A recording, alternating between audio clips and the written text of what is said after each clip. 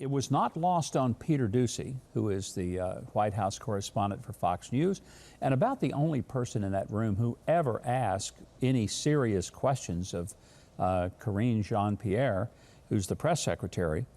But he called out the press secretary because if it's really serious that you shouldn't question election results, then how does that square with the fact that she herself questioned not only the election results of 2016, but 2018. Let's watch. You tweeted in 2016 Trump stole an election. I was waiting, Peter, when you were going to ask me that question. Well, great. Here we go.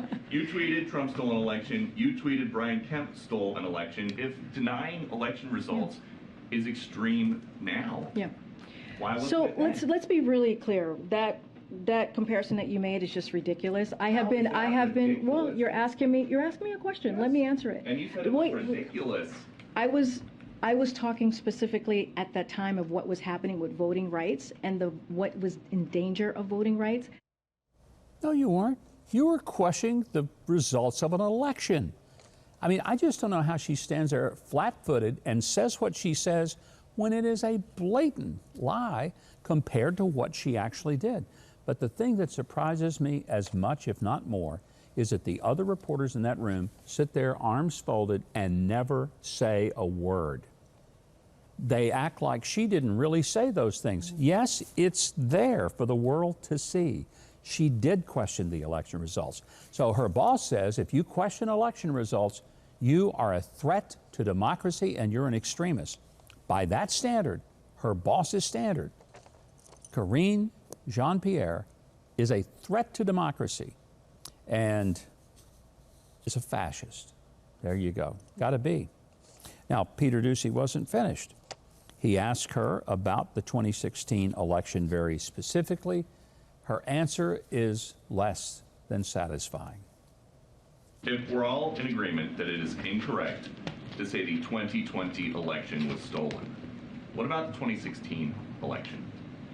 Look, I'm not going to go back to where we were or what happened in 2016. We're going to focus on the here and now. We're going to focus on what's happening today. No, you're not. You've been focused on what happened in 2020. You've never let go. You continually castigate Donald Trump and the 74 million people who voted for him. And for you to stand there and to say, we're not going to go back.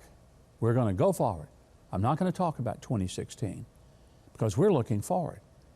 Well, you only have a rewind button that'll take you to 2020, and that you are more than willing to camp out on, build a tent, and spend a few weeks on vacation. So I just find that so disgusting.